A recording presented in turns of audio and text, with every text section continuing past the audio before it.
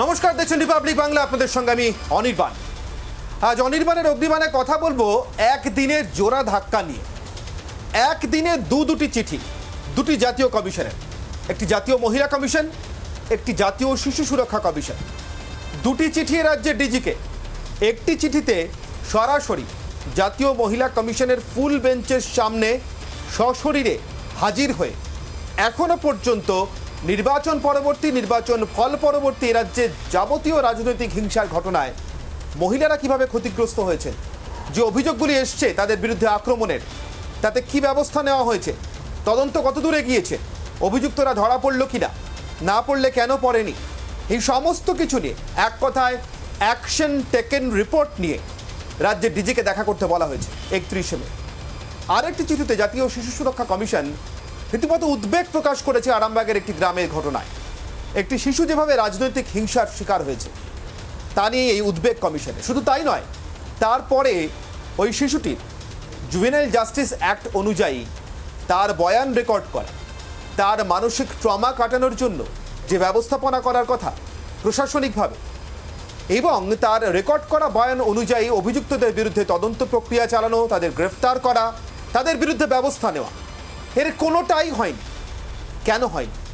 এবং যা যা হয়নি তা 72 ঘন্টা সময়ের মধ্যে সম্পূর্ণ করে এখনো পর্যন্ত তদন্তের প্রক্রিয়া কিভাবে এগিয়েছে, যদি না এগিয়ে থাকে, নিষ্ক্রিয়তা থেকে থাকে, তাহলে কেন নিষ্ক্রিয়তা ছিল, এবং সংশ্লিষ্ট পুলিশ আধিকারিক এবং কর্মীরা কি ভূমিকা পালন করেছেন তা জানিয়ে 3 দিনের মধ্যে উত্তর দিতে বলা হয়েছে রাজ্যের ডিজিকে। আর এই জোড়া চিঠিতেই রীতিমতো অস্বস্তিতে রাজ্য প্রশাসন। আমাদের একটি বিশেষ প্রতিবেদন।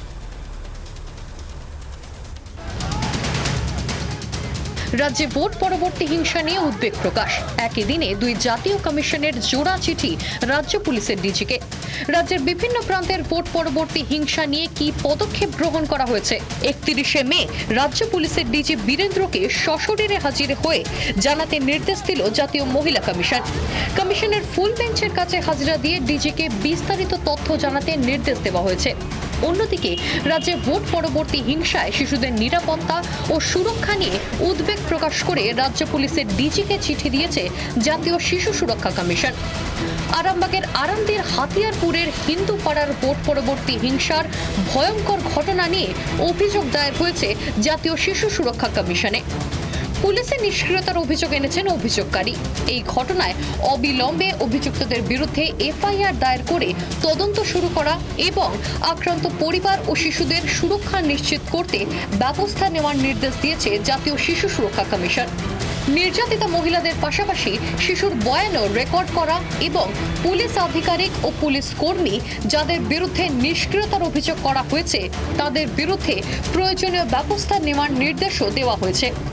এফআইআর এর কপি, অন্যান্য নথি ও পদক্ষেপ গ্রহণের নথি সহ কি ব্যবস্থা নেওয়া হয়েছে তা আগামী 3 দিনের মধ্যে জানাতেও নির্দেশ দিয়েছে জাতীয় শিশু সুরক্ষা কমিশন। রিপাবলিক বাংলা। আর এটা নিয়ে আমাদের আজকের আলোচনায় আসার আগে এবং আমার সঙ্গে উপস্থিত অতিথিদের কাছে আসার আগে প্রথমেই দেখিয়ে নেব আজকের অনির্বাণের অগ্নিবাণগুলি, অর্থাৎ আজকের আলোচনার প্রশ্নবাণগুলি। প্রথমে অনির্বাণের অগ্নিবাণ 1।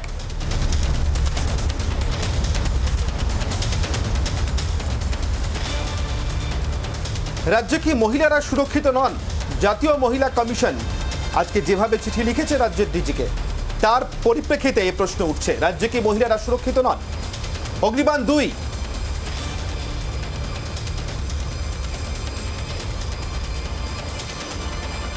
শিশু সুরক্ষায় কি রাজ্যে নিষ্ক্রিয় পুলিশ? আরামবাগের ঘটনা যেভাবে প্রশ্ন তুলেছে জাতীয় শিশু সুরক্ষা কমিশন, তার ভিত্তিতে এই প্রশ্ন। অগ্নিবাণ 3। রাজনৈতিক হিংসায় আর যাই হোক, শেষমেশ কি মুখ পুড়ছে এই রাজ্যেরই? জাতীয় দুখানি কমিশনের কাছ থেকে এমন চিঠি নিশ্চিতভাবে রাজ্যের ভাবমূর্তির পক্ষে ভালো নয়।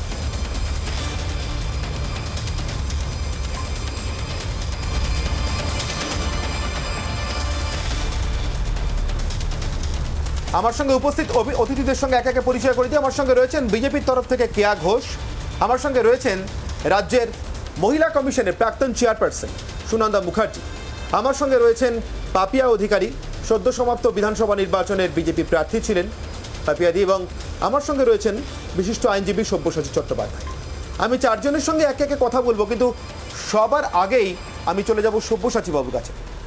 সব্যসাচী বাবু, আপনার কাছে আমার প্রশ্ন, যেভাবে দুটি কমিশন আজকে চিঠি লিখেছে, আর চিঠির ভাষা যদি আপনি দেখেন, ইতিমধ্যে আমরা আমাদের প্রতিবেদনটি দেখালাম, আমাদের স্ক্রিনেও চিঠি দুটি যাচ্ছে, যে ভাষায় চিঠি লেখা হয়েছে, যেভাবে জাতীয় মহিলা কমিশনের যে টিম, যে প্রতিনিধি দল এসছিলেন এখানে সশরীরে তদন্ত করতে, সরেজমিনে দেখতে, এবং আক্রান্তদের সঙ্গে কথা বলার পর তারা যখন ডিজির সঙ্গে দেখা করতে চান, ডিজির টাইম পাননি তারা, অর্থাৎ ডিজির কাছ থেকে সময় পাননি দেখা করা। মুশকিলটা যে জায়গাটায় হচ্ছে যে আমাদের এই কমিশনগুলোকে সরকার বিভিন্ন সময়ে তারা কিন্তু সেই গুরুত্ব দেন না। কমিশনের সাথে সরকারের কিন্তু কোনো প্রতিদ্বন্দ্বিতার সম্পর্ক নেই, কিন্তু আমরা এমন একটা জায়গায়, এমন একটা সময়ের মধ্যে রয়েছি, নানা কারণে, নানা রাজনৈতিক জটের জন্য এই জাতীয় কমিশনগুলি এবং রাজ্য সরকার, তাদের মধ্যে একটা যেন প্রতিযোগিতা, প্রতিদ্বন্দ্বিতার একটা পরিবেশ তৈরি হতে থাকে।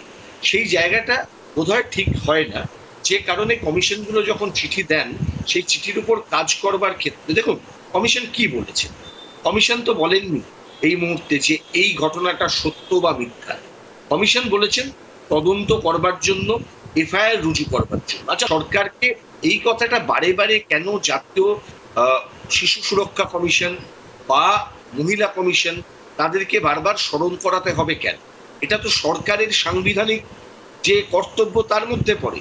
সরকারের সাংবিধানিক কর্তব্য হচ্ছে প্রতিটি নাগরিককে সুরক্ষিত রাখা এবং নিশ্চিতভাবে মহিলা, শিশু তাদেরকে আরো বেশি গুরুত্ব দিয়ে, যেহেতু তাদেরকে আমাদের সংবিধানও একটি বিশেষ অংশের মানুষ বলে মনে করেন এবং তাদের উন্নয়নের জন্য, তাদের প্রোটেকশনের জন্য একটা সাংবিধানিক কর্তব্য আমাদের রাষ্ট্রীয় ক্ষেত্রেও সংবিধানে বর্ণিত আছে। সেই জায়গায় দাঁড়িয়ে কেন একটি সরকারকে বারংবার মনে করাতে হবে? আমি আপনাকে বলি, এই কমিশনগুলি সম্পর্কে আমাদের রাজ্য সরকারের যে আগের কিছু কিছু ধারণা, কিছু কিছু ইতিহাস একটু স্মরণ করিয়ে দেব। না, আমার মনে হচ্ছে না সক্রিয় দেখাবে, আমার মনে হচ্ছে না। কারণ আজকে ডিজি সময় পাননি, জাতীয় মহিলা কমিশনের দলের সঙ্গে কথা বলতে উনি সময় পাননি। আপনি কি করে ভাবছেন যে সক্রিয় হবে? তারা সময় পাচ্ছেন না, তারা সময় পাবেন না। কারণ এটা আলাদা করে, মানে যে সরকারটা যে গঠন হলো, সেটা একটা দলের সরকার, সেটা সারা পশ্চিমবঙ্গের সরকার নয়। তাই এখানে মহিলারা অরক্ষিত, এখানে শিশুরা অরক্ষিত। এবার আমার কথা বলছি, সেদিনকে ভোটের দিন যে আমাকে, আপনারা তো সেগুলো মানে ক্যামেরাকে সরিয়ে দেওয়া হয়েছিল, ক্যামেরাকেও সেই লাঠি দিয়ে, আপনারা ওইখানে ছিলেন না, লাঠি দিয়ে যারা আমার সাংবাদিক বন্ধুরা ছিলেন, আমি একটি মহিলা, প্রথম, তারপরে তো আমাকে, আমার সম্বন্ধে কেসও করা হয়েছিল, আমি নাকি ওরই মধ্যে সোনার গয়না টয়না চুরি টুরি করে, বুঝলেন, ওদের আরো কি সব টাকা পয়সা, তারই মধ্যে মানে আমাকে ওরা মারছে, মানে যেহেতু কেসটা যাতে খুব বড় করে না হয়, সেই জন্য আমার এগেনস্ট একটা কেসও দিয়ে দেওয়া হলো। আজকের এই 2021-এ এটা কি সম্ভব? আমি একজন মহিলা, আমি আমার এক সমর্থককে দেখতে গেছিলাম, তাকে তরোয়াল দিয়ে কেটে দেওয়া হয়েছিল। যাই হোক, সেখানে আমি দেখতে গেছি। কেন দেখতে গেছি? কেন বিজেপি করবে এরা? মানে এক অদ্ভুত, মানে একটা মানে একটা সোসাইটিতে, সেখানে ভোট আসে, ভোট যায়, একজন জেতে, একজন হারে, ভোট পরবর্তী। আজকে আমার কাছে এক্ষুনি ওই উলুবেড়িয়া থেকে একটা ছবি এসছে, আমি এগুলো দেখাতে চাই না, কারণ তাতে আবার অনেক হাঙ্গামা হবে। করেছি বারবার, কিন্তু এই অভিযোগটা সামনে এসছে, এক, কোভিড পরিস্থিতির মোকাবিলা কেন্দ্র ব্যর্থ, তাই তাকে চাপা দিতে বারবার নানা রাজনৈতিক বা প্রশাসনিক চাঞ্চল্য তৈরি হয়, এমন ঘটনা তৈরি করা হচ্ছে, কোট আনকোট তৈরি করা হচ্ছে। আর দ্বিতীয়, কেন্দ্রীয় সরকারের নির্দেশে যেমন এজেন্সিগুলো কাজ করছে, কমিশনগুলোও সেভাবে কাজ করছে। এই জাতীয় মহিলা কমিশন বা শিশু সুরক্ষা কমিশনের সক্রিয়তাকে অন্তত সেভাবেই দেখছেন অনেকে। সুদীপ্তা, একটু আগে বলেন, কি আপনার উত্তর? সুদীপ্তা একটা কথা বললেন অনির্বাণ, যে প্রেক্ষিতটা অন্য, ঠিকই বলেছেন। তখন মমতা বন্দ্যোপাধ্যায় আসলে বিরোধী ছিলেন, তো তাই সেই সময় তার পুলিশকে দরদাস মনে হয়েছে, তখন তার মানবাধিকার নিয়ে তার প্রশ্নচিহ্ন ছিল, তার দরদ ছিল। কিন্তু যখনই তিনি ক্ষমতায় এসে গেলেন, ক্ষমতাসীন হলেন, তখন ঠিক উল্টো হয়ে গেল। তখন এই পুলিশকে তিনি দলদাস বানিয়ে, প্রশাসনকে দলদাস বানিয়ে তিনি পুলিশ এবং প্রশাসনকে ব্যবহার করে রাজ্যে মহিলা, শিশু, আসলে পুরো সমগ্র রাজ্যে বিরোধীরা যে মানুষ, তাদেরও যে মানবাধিকারের একটা দাবি রয়েছে সেটা মমতা বন্দ্যোপাধ্যায় ভুলে গেছেন। এবং আজকেও একজন শীতলকুচিতে আমাদের একজন কার্যকর্তা ধীরেন বর্মন, তার মৃত্যু হয়েছে। যাই হোক, সরকারের কর্তব্য কিন্তু যে সাংবিধানিক কর্তব্যগুলো আছে সেগুলো মাথায় রেখে মহিলারা যাতে সুরক্ষিত থাকে। আর ওই কোভিড একটা আলাদা ডিসিপ্লিন, ঝড় একটা আলাদা ডিসিপ্লিন, ভোটে জেতা হারা একটা আলাদা ডিসিপ্লিন, আর মহিলাদের সুরক্ষিত রাখা সেটা কিন্তু একটা প্রাইমারি ডিসিপ্লিন। সেই ডিসিপ্লিনের মধ্যে তো আমাদের থাকতে হবে, আমাদের রাখতে হবে। কি করে একটা এইরকম মেয়েদের দিনের পর দিন বিরতির ধর্ষণ সময় করা রয়েছে, হয়? আমাদের বিরতির সময় হয়েছে প্রাইমারি সেই ডিসিপ্লিনগুলো, অর্থাৎ মহিলাদের এবং শিশুদেরকে সুরক্ষিত রাখা, যা যে কোনো গণতন্ত্রের অন্যতম বড় সূচক যে সেখানে মানুষের অধিকার রক্ষিত হচ্ছে কিনা। বিরোধী নেত্রী থাকাকালীন, বিরোধী দলে থাকাকালীন মানুষের অধিকার নিয়ে নেতা নেত্রীরা যতটা মাথা ঘামান, সরকারে এলে ঘামান না কেন? রাজনৈতিকভাবে লাভজনক নয় বলে কি, নাকি সেখানেই রাজনীতির সবথেকে বড় ক্ষতিটা তারা করে ফেলে? একটা ছোট বিরতির পর ফিরে আসছি এই আলোচনা নিয়ে। সঙ্গে থাকুন রিপাবলিক বাংলায়।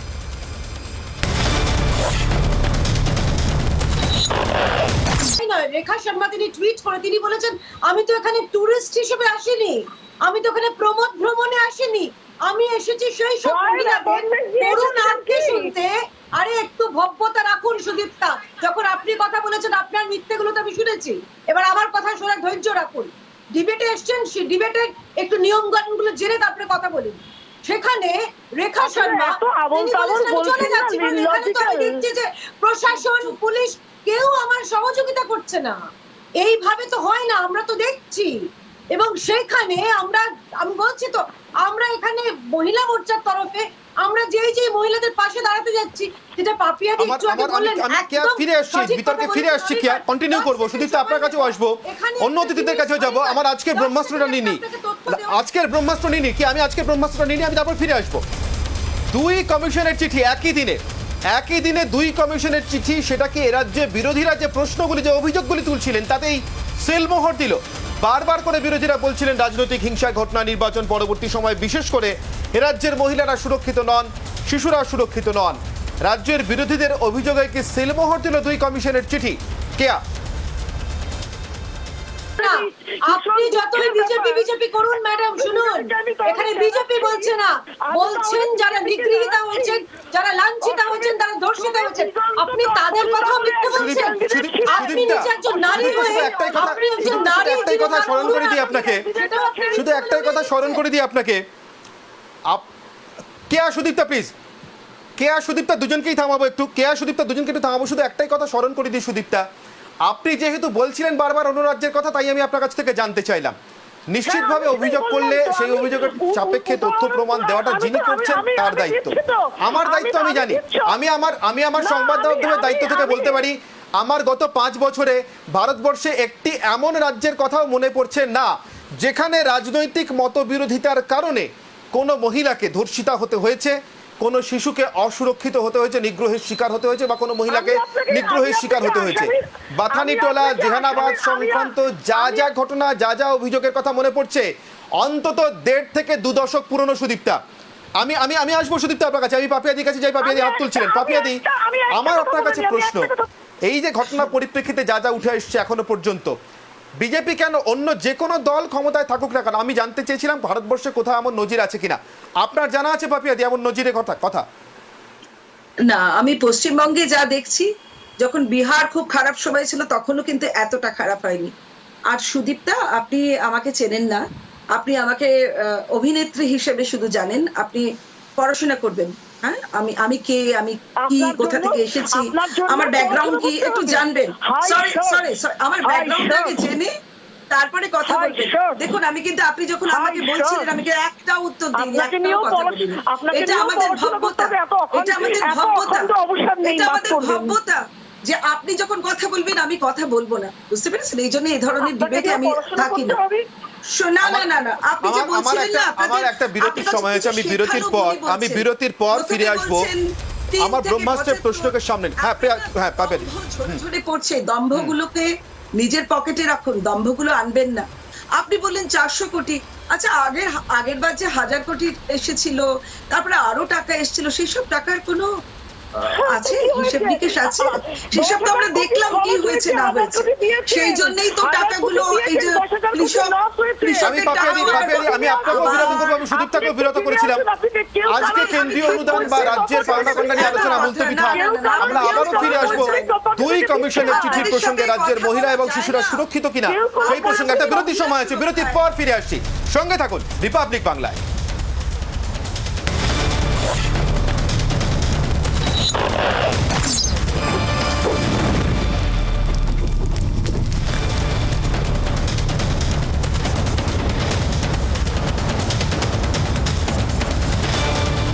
আমরা সকলেই জানি যে ইয়াস নামক ঝড়টি তীব্র বেগে পশ্চিমবঙ্গের উপকূলের দিকে এগিয়ে আসছে। এই পরিস্থিতিতে আমাদের নিজেদের যথেষ্ট খেয়াল রাখতে হবে এবং সেই সঙ্গে মানুষ হিসেবে আমাদের যে দায়িত্ব সেটাও ভালোভাবে নির্বাহন করতে হবে।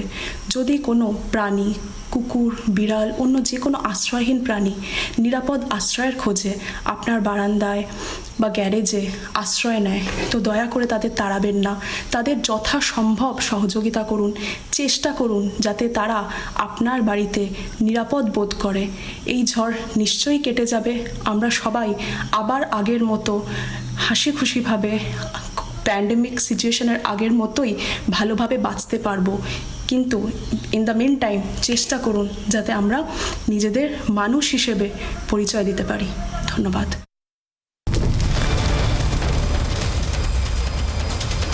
ফিরলাম বিরতির পর। আমার প্রশ্ন, সব্যসাচী চট্টোপাধ্যায় বিশিষ্ট আইনজীবী আমাদের সঙ্গে আছেন। সব্যসাচী বাবু, আমি দলমত ছেড়ে জিজ্ঞাসা করছি আপনাকে, জাতীয় দুটি কমিশনের এমন চিঠি, এখন দেখুন সুদীপ্তা যাই বলুন এই রাজ্যের তৃণমূল কংগ্রেস দলের পক্ষে দাঁড়িয়ে, কেয়া বা পাপিয়াদি যাই বলুন বিজেপির পক্ষে দাঁড়িয়ে বিরোধী হিসেবে রাজ্যের আইন শৃঙ্খলা পরিস্থিতি নিয়ে, দুটো জাতীয় কমিশন যখন রাজ্যের ডিজিকে চিঠি দিচ্ছে, তার মধ্যে একটি কমিশন সশরীরে তাদের সামনে, তাদের ফুল বেঞ্চের সামনে হাজিরা দিতে বলছে, তখন এই খবর তো দেশের সমস্ত সংবাদ মাধ্যমে প্রচারিত হবে, অন্যান্য রাজ্যেও প্রচারিত হবে, সর্বভারতীয় সংবাদ মাধ্যমে প্রচারিত হবে।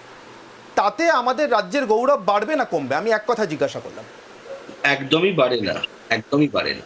প্রথম কথা হচ্ছে, যদি কোনো জায়গায় একটা তদন্তের দাবি কেউ তোলেন, সেই তদন্ত করলে আমার মনে হয় তাতে কিছুটা সময় যেতে পারে, তদন্ত হবে, তদন্ত করলে সত্য উন্মোচিত হতে পারে, সত্য উন্মোচিত হলে অনেক কিছু পরিষ্কার হয়ে যায়। আর প্রথম কথা হচ্ছে, ক্রাইম হ্যাজ নো কালার। এটা কিন্তু আমাদের প্রত্যেকের একটা জায়গায় একমত হওয়া দরকার এই প্যানেলে। আমি অবাক হয়ে যাচ্ছি যে narrative counter narrative, counter narrative narrative বন্ধ করুন, এটার প্রয়োজন নেই।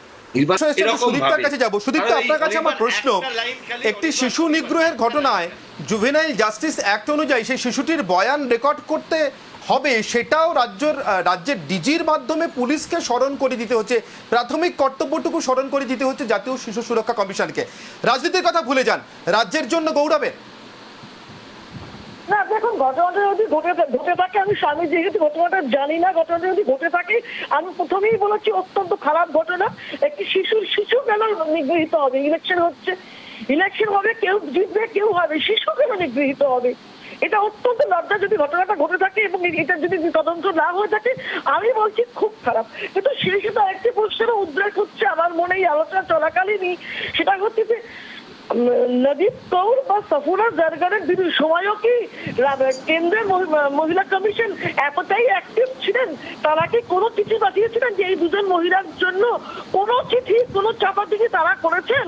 আমি একদম শেষ দিকে চলে এসেছি, আমি পাপিয়াদির কাছে যাব, একদম সময় শেষ। পাপিয়াদি, আপনার কাছে জিজ্ঞাসা করব, যে অভিযোগটা বারবার সুদীপ্তারা করছেন যে কেয়া এবং পাপিয়াদি একে যাব, প্রথম পাপিয়াদির কাছে যাব, যে অভিযোগটা সুদীপ্তারা বারবার করছেন, দল বুঝে রাজ্য বুঝে অ্যাক্টিভ হয় কমিশনগুলি।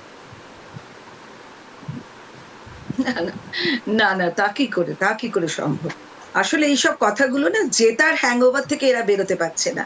এক্ষুনি বললেন না যে হারার হ্যাংওভার, আসলে জেতার হ্যাংওভার থেকে বেরোতে পারছে না বলে এই দম্ভ থেকে, এই অকারণ একটা ক্ষমতাসীন অধিকারের তরফ থেকে এই সমস্ত বলা হচ্ছে। আমি বলছি এসব ভুলে যান, ভুলে গিয়ে আপনারা নিজেরাও মহিলাদের সুরক্ষায় আসুন। কেয়ার কাছে আসবো। হ্যাঁ, কেয়া, মেয়েদের, লাস্ট মিনিট বাচ্চাদের যদি কিছু বলার সুরক্ষায় থাকে। আসুন। লাস্ট মিনিটও নেই, 30 সেকেন্ডও নেই আমার কাছে, প্লিজ। অনির্বাণ শেষ করব যে পুলিশ বা প্রশাসনের কোনো মহলের বিরুদ্ধেই কোনো অভিযোগকে নিশ্চিতভাবে সার্বিকভাবে রাজ্য সরকার তার বিরুদ্ধে ওঠা অভিযোগ হিসেবে নিশ্চিতভাবে নেবেন না, এবং এক্ষেত্রে সম্পূর্ণ সহযোগিতা জাতীয় কমিশনগুলির সঙ্গে তারা করবেন, এবং জাতীয় কমিশনগুলিও পাল্টা যে অভিযোগগুলি এসছে তাদের বিরুদ্ধে যে তারা রাজ্য দেখে দল দেখে সক্রিয় হন কিনা সেদিক থেকে নিশ্চয়ই সচেতন থাকবেন, তাদের সক্রিয়তা নিশ্চয়ই সর্বত্র থাকবে। এই আশা রেখে শেষ করছি অনির্বাণের অগ্নিবাণ। এরপরে আপনাদের সঙ্গে থাকছে সোজাসুজি স্বর্ণালী।